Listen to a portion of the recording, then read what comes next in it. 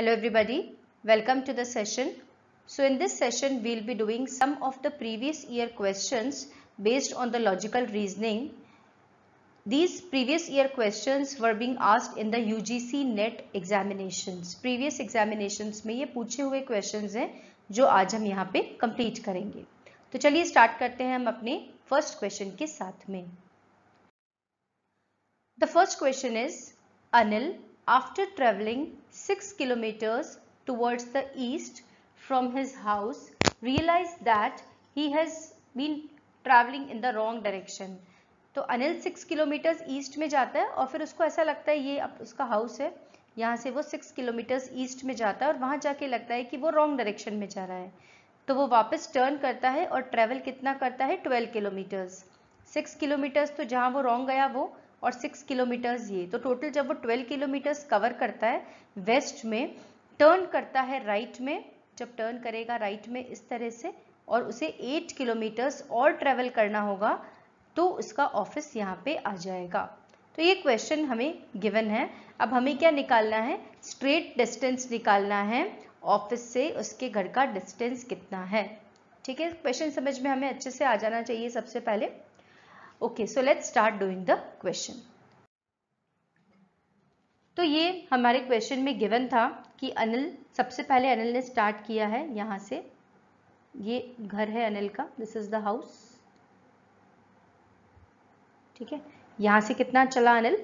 6 kilometres चलता है. यहाँ से यहाँ तक कितना किलोमीटर्स हो गया? Let us suppose it is 6 kilometres. 6 kilometres चलने के बाद में उसे रियलाइज होता है कि वो रॉन्ग डायरेक्शन में है. वो कौन सी डायरेक्शन में चल रहा है? यहाँ पे देखो, he is going in the east direction. उसको लगता है गलत है, वो वापस टर्न करता है और टर्न करने के बाद में वो इधर 6 किलोमीटर्स और चलता है. सो लाइक दिस ये पूरा कितना हो जाएगा? अगर ये भी 6 किलोमीटर्स है तो टोटल कितना डिस्टेंस हो जाएगा? ये यहाँ से यहाँ तक का डिस्टेंस कितना हो जाएगा? 12 किलोमीटर्स, राइट. तो यहाँ तक चलता है और ये डायरेक्शन हमारा कौन सा डायरेक्शन है? ये वाला हमारा वेस्ट डायरेक्शन है. उसके बाद वो 8 किलोमीटर्स राइट में चलेगा. तो 8 किलोमीटर्स राइट में चलने का मतलब he will go in this direction. इस डायरेक्शन में जाएगा राइट में. कितना किलोमीटर्स चला? 8 किलोमीटर्स. और यहाँ पे क्या आ जाता है? अनिल का ऑफिस आ जाता है. तो क्वेश्चन में ये पूछा है कि ऑफिस से हाउस तक अगर उसको जाना है तो स्ट्रेट डिस्टेंस कितना है. तो ऑफिस से हाउस तक का जो मतलब हुआ, it is somewhat like this. मतलब मुझे ये डिस्टेंस निकालना है. ठीक है, ऑफिस से हाउस तक का डिफरेंस कितना होगा? ये वाला होगा. तो इसके लिए हम पाइथागोरस थ्योरम यहाँ पे यूज करते हैं. तो पाइथागोरस थ्योरम ये बताती है कि जो हाइपोटेन्यूज का स्क्वायर होता है that is equal to base का स्क्वायर प्लस परपेंडिकुलर का स्क्वायर. अब हाइपोटेन्यूज का स्क्वायर यहाँ पे कितना होगा? यहाँ ये तो गिवन है, हमको निकालना है, राइट. तो मैंने इसको h स्क्वायर ही लिख दिया इज इक्वल टू बेस का स्क्वायर. तो बेस कितना है? देखो यहाँ पे बेस है यहाँ पे ये वाला 6 किलोमीटर्स. तो मैंने यहाँ पे लिख दिया 6 का स्क्वायर प्लस परपेंडिकुलर का स्क्वायर. तो ये हमारा परपेंडिकुलर है. कितना है परपेंडिकुलर? 8. तो हमने यहाँ पे लिख दिया है 8 का स्क्वायर. तो h स्क्वायर कितना हो जाएगा? 6 6 36 प्लस 64. तो h स्क्वायर कितना आ जाएगा? 100 आ जाएगा. और h की वैल्यू कितनी हो जाएगी? h कैसे निकालेंगे? अंडर रूट से. तो अंडर रूट ऑफ 100 कितना हो जाएगा? 10 हो जाएगा. तो जब हाइपोटेन्यूज हो जाएगा 10 किलोमीटर्स, मतलब ये डिफरेंस कितना आ गया? This is 10 kilometres. मतलब अगर सच में देखा जाए तो ऑफिस और हाउस के बीच में जो डिफरेंस था वो डिफरेंस था 10 किलोमीटर्स. तो this is the answer of this question. Okay, तो ये इसका पर्टिकुलरली आंसर होगा. This is of 10 kilometre distance. Exact जो स्ट्रेट डिस्टेंस है ऑफिस से हाउस का वो है 10 किलोमीटर्स. चलिए चलते हैं हम अपने नेक्स्ट क्वेश्चन पे. So the next question is, in an examination 10,000 students appear. 10,000 students ने एग्जाम दिया है कोई. The results revealed that the number of students who have passed in 5 subjects. ऐसे बच्चे जो सारे के सारे 5 सब्जेक्ट्स में पास हुए वो थे 5583. जो 3 सब्जेक्ट्स में पास हुए वो स्टूडेंट्स थे 1400. जो 2 सब्जेक्ट्स में पास हुए वो थे 1200. जो 1 सब्जेक्ट में पास हुए वो थे 735. जो फेल हुए हैं इंग्लिश में वो थे 75, जो फेल हुए हैं फिजिक्स में वो हैं 145, जो फेल हुए हैं केमिस्ट्री में 140, फेल हुए हैं मैथ्स में 200 और जो फेल हुए हैं बायो साइंस में वो हैं 157। तो ये सारी चीज़ें हमें गिवन है क्वेश्चन के अंदर। अब हमें क्या निकालना है, हमें ये निकालना है कि नंबर ऑफ स्टूडेंट्स जो पास हुए हैं कम से कम 4 सब्जेक्ट के अंदर, ठीक है, 3, 2 या 1 नहीं, कम से कम 4 सब्जेक्ट में जो पास हुए हैं हमें वो स्टूडेंट्स यहाँ पे देखने हैं। तो जब हमें वो स्टूडेंट्स देखने हैं तो हम इसके लिए कैसे लिखेंगे, सबसे पहले तो हम ये देखना है हमें कि ये जो नंबर्स हैं इनको ध्यान रखना है। Like this will be solving this. तो देखते हैं यहाँ पे total number of students appeared for the exam। तो जो कितने हुए थे अपीयर एग्जाम के अंदर, 10,000 स्टूडेंट्स अपीयर हुए, राइट।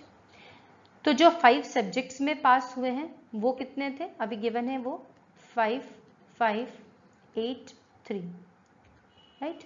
जो 3 सब्जेक्ट्स में पास हुए वो कितने थे 1, 4, 0, जो 2 सब्जेक्ट में पास हुए वो बच्चे कितने थे 1, 2, 0। ये सब हमें क्वेश्चन के अंदर गिवन है। और जो 1 सब्जेक्ट में पास हुए वो कितने थे 735। तो this is been given in the question. अब क्वेश्चन में ये पूछा है ऐसे स्टूडेंट्स जो कम से कम 4 सब्जेक्ट में पास हुए हों। तो देखो जो हमारे फेल वाले लिख रखे थे हमने, उसके अकॉर्डिंगली अगर हम देखें तो हर स्टूडेंट एक सब्जेक्ट में फेल हुआ है, राइट। तो जो एक स्टूडेंट में फेल हुआ मतलब 4 सब्जेक्ट में तो पास ही हुआ।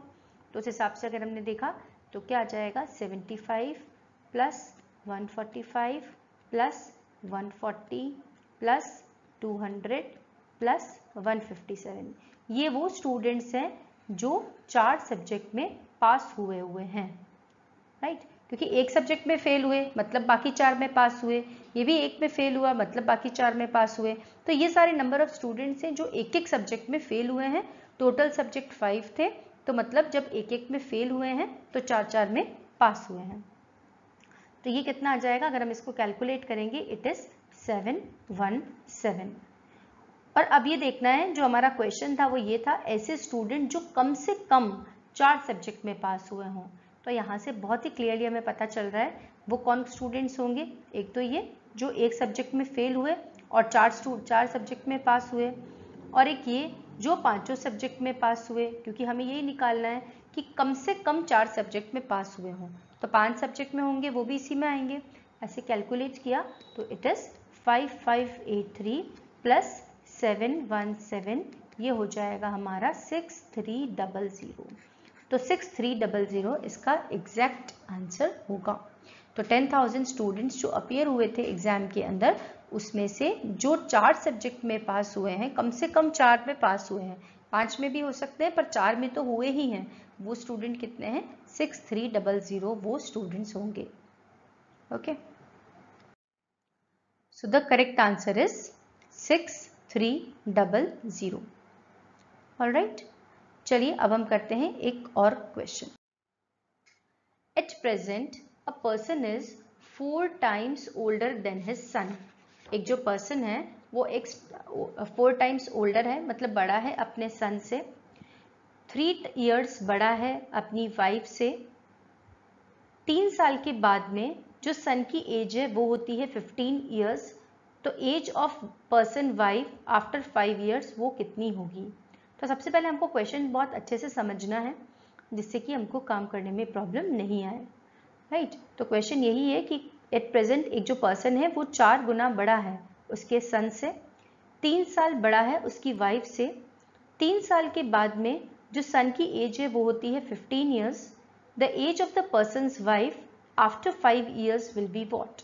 तो ये क्वेश्चन गिवन है। Let's see how to do such questions.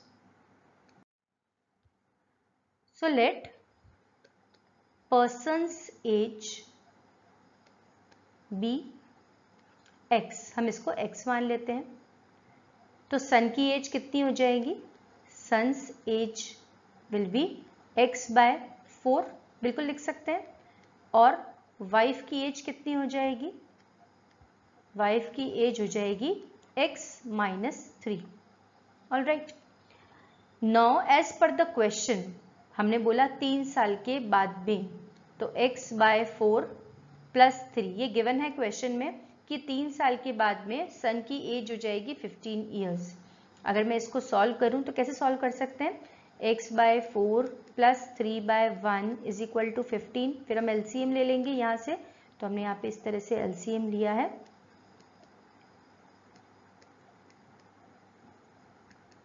तो x + 12 को मैं कैसे लिख सकती हूँ? ये 4 यहाँ पे मल्टीप्लाई हो जाएगा, इट इज 60। तो x की वैल्यू हो जाएगी 48 ईयर्स। ये यहाँ पे x की वैल्यू हमने निकाल दी। जब x की वैल्यू निकल जाएगी तो अब हम सन की एज भी निकाल सकते हैं। तो सन की एज कितनी हो जाएगी? Son's age = x/4। तो x/4 की एग्जैक्टली वैल्यू कितनी हो जाएगी? It is equal to 48 divided by 4, 4 1 ज़ा 4 एंड 4 2 ज़ा 8। तो सन की एज कितनी हो जाएगी? 12 ईयर्स हो जाएगी। और वाइफ की एज कितनी हो जाएगी? वाइफ्स एज इज x - 3 थी, देखो यहाँ पे वाइफ की एज, तो x की वैल्यू कितनी आई?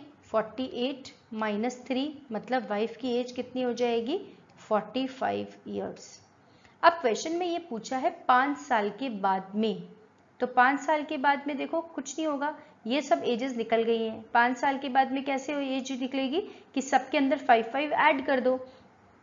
तो जैसे अभी सन की एज है कितनी? 12 ईयर, तो सन कितने साल का हो जाएगा 5 साल बाद? 17 ईयर्स का। और पर्सन खुद कितने ईयर्स का हो जाएगा? पर्सन की एज है अभी 48 ईयर्स, 5 साल बाद कितना ईयर्स का हो जाएगा? 53 ईयर्स। और जो वाइफ है, वाइफ की एज कितनी हो जाएगी? वाइफ की एज अभी है 45 ईयर्स, तो +5 और ऐड कर दो, तो वाइफ की एज हो जाएगी 50 ईयर्स। तो यही क्वेश्चन में पूछा था कि 5 साल के बाद में वाइफ की एज कितनी होगी। तो वाइफ की एज कितनी होगी? वाइफ की एज होगी 50 years. Okay, so the correct answer is the age of the person's wife after 5 years is what? It is equal to 50 years. So I think the questions might be clear to you. Thanks for watching.